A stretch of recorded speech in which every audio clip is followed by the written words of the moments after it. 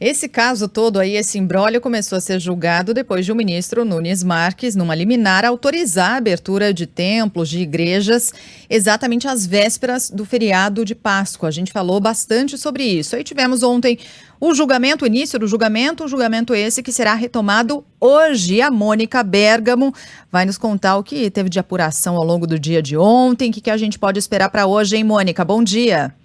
Oi, Sheila, bom dia, Carla, bom dia a todos. Pois é, vai seguir nessa quinta-feira no Supremo a votação sobre a constitucionalidade, né?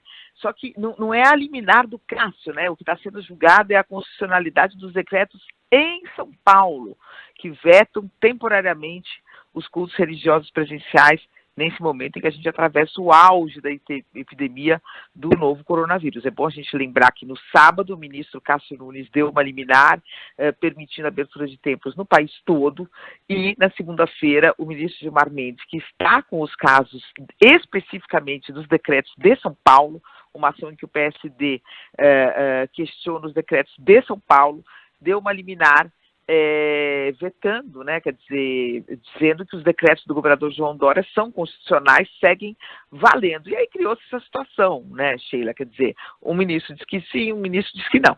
E foi para o plenário e a expectativa recai toda ela hoje sobre o ministro Cássio Nunes Marques, que como o mais novo integrante do Supremo vai ser o primeiro a votar, é sempre o primeiro a votar depois do relator, né, que o relator é o Gilmar Mendes. Então, as atenções estão voltadas para ele, principalmente depois que o presidente da República, Jair Bolsonaro, deu uma declaração ontem, dizendo assim, aspas dele, espero que a liminar seja mantida, né, ou que alguém peça vista para discutir mais. Isso foi entendido como uma senha, né, Sheila, um recado para que o próprio ministro Cássio Nunes peça vista, ou seja, peça um prazo maior para analisar a questão. O ministro foi indicado para o Supremo pelo presidente Jair Bolsonaro e há uma leitura dentro do próprio Supremo de que, desde a sua estreia, ele vem votando alinhado com os interesses do Palácio do Planalto. Pode ser uma pura coincidência, mas é o que tem acontecido, né? Em casos que envolvem o ex-presidente Lula e o ex-ministro Sérgio Moro, assim, ele votou. E agora, nesse caso das igrejas, dessa liminar, né? Ele deu uma liminar, como eu disse, anterior à do Gilmar, e liberou os cultos em todo o país. Então, há essa atenção voltada a ele, quer dizer, o ministro vai deixar o assunto ser debatido ou vai suspender a discussão. A tendência, se o assunto seguir sendo debatido, a tendência, entre outros ministros, é que esse veto, é bom a gente frisar, né, temporário, ninguém está dizendo que as pessoas não podem ter religião ou ir a cultos, é um veto temporário, excepcionalíssimo, né, de cultos presenciais, siga valendo, apenas e com o único propósito de ajudar a combater a disseminação do coronavírus, assim como o comércio está fechado, cinemas estão fechados, teatros estão fechados.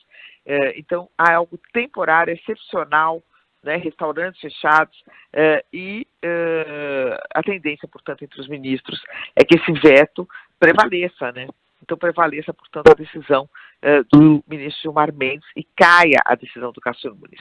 Mas o Cássio Nunes pedir vista, falar que precisa refletir melhor, como deseja o presidente Bolsonaro, aí a confusão vai continuar. O que os ministros têm dito é que seria um pedido de vista um pouco estranho, porque ele já decidiu, portanto, se ele já decidiu, ele já refletiu.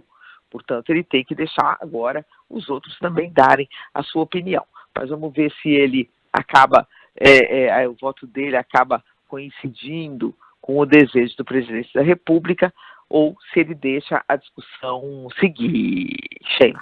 Ô, Mônica, só uma ponderação aqui, por favor, me corrija, tá? Se eu estiver falando uma besteira muito grande. Mas quando a gente fala em cultos, é só força de expressão, a gente está falando de qualquer tipo de reunião religiosa, de qualquer religião, certo? Não só as cristãs, mas de matriz africana, todo tipo de religião. Quando se usa culto, parece uma espécie de bode expiatório para dizer que os evangélicos estão sendo perseguidos, eventualmente. É todo mundo, né, na verdade, que está nesse balaio? Isso está estendido a todo mundo, né? Tanto que as igrejas católicas seguiram, né, o decreto aqui de São Paulo e que a diocese orientou que as igrejas não fossem abertas, quer dizer, toda e qualquer celebração, culto, missa. Na verdade, não pode ter aglomeração no país nesse momento, né? Não pode ter gente junta, gente em local fechado, próximo, né? Esse é o grande risco, é o grande perigo.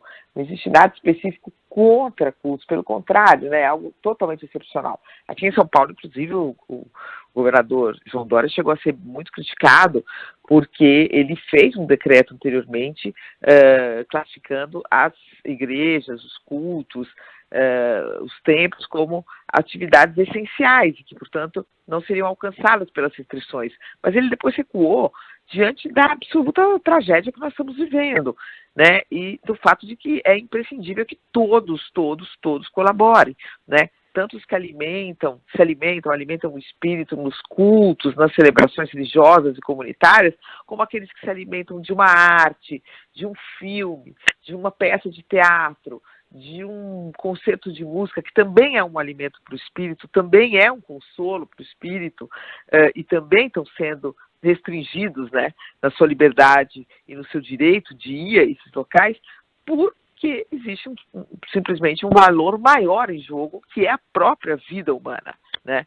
Então nós estamos no momento de uma, não custa repetir, pandemia, né, de uma doença letal, uma doença que mata, para a qual nós não temos remédio e para a qual nós ainda não temos vacinas suficientes. Então o único instrumento hoje é tentar evitar o contato e tentar, assim, evitar o contágio. Mônica Bergamo, você volta a qualquer momento aí ao longo do dia. Claro, a gente vai ficar de olho ao longo desse dia no Supremo Tribunal Federal e também amanhã conversando com a gente ao vivo nesse mesmo horário. Um beijo, até lá, Mônica. Até lá.